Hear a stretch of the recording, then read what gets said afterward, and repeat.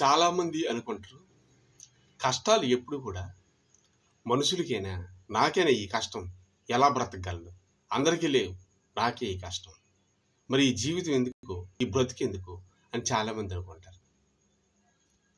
కానీ జంతువులకి కష్టం లేదా? మనిషికే కష్టం, మనిషికి కష్టం అంటారు. బైబిల్లో కొన్ని దగ్గర లేసి పురుగు ఇలాంటి వాళ్ళ గురించి ఒక మాట చెప్తున్నాడు. మీరు ఆకాశంలో ఎగురుతున్న పక్షులు చూడండి, అవి విత్తవు కోయవు, వాటికని మీరు శ్రేష్ఠులు కాదా అంటారు.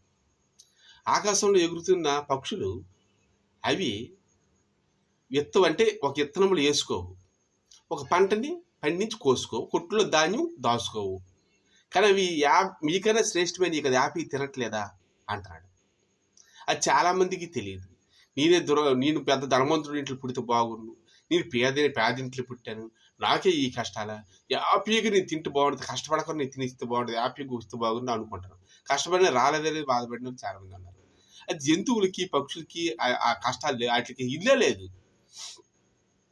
పంటలు వేసుకో, వ్యవసాయం చేయి, మనం అన్ని కూడబెట్టుకుంటాం, పంటలు పండించుకుంటాం, వ్యవసాయం ల్యాండ్లు కొనేసుకుని అన్నీ చేస్తే దాచుకునే ఉంటాం, మనం కొట్టులో ధాన్యం పోసుకుంటాం.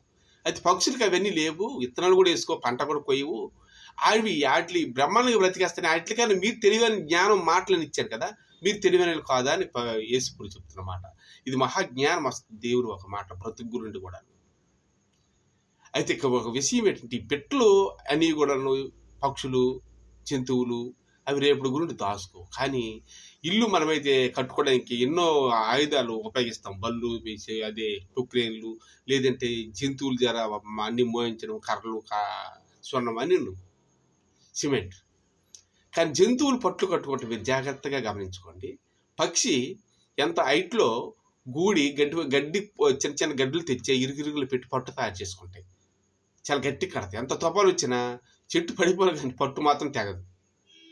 అవి మనకన్నా తెలివైనవే, తెలివి తక్కువ అంటే దేవుడు వాటికి దురాశ ఇవ్వలేదు. ఎప్పుడుకో పనికి వచ్చిన దాచుకుని వాటికి ఇవ్వలేదు. సీమ కూడాను మా దగ్గర పెద్ద తుఫాను వచ్చింది, అవి పనికి వెళ్ళదు, డబ్బులు ఎలా వస్తాయని హైదరాబాద్ నేను ఆలోచించాను.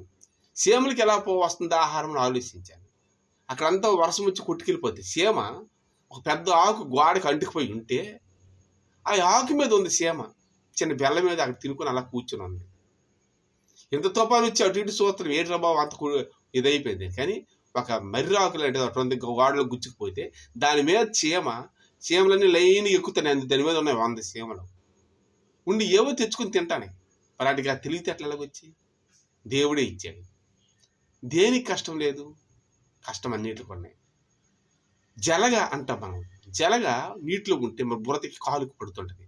దున్నపోతికి ఈ జలగ పడద్దండి, దానికి రక్తం తాగితే దానికి ఆహారం అదే, దానికి ఎముక ఉండదు కానీ రక్తమే ఉంటుంది. ఆ జలగ ఈ ఎద్దు పరిగెడుతున్న, దున్నపోతు పరిగెడుతున్న రక్తం దాని కడుపు నిండి వరకు జలగ వదలదు. అది కాలుతో దురదకు తంతు ఉంటుంది, అయినా జారదు.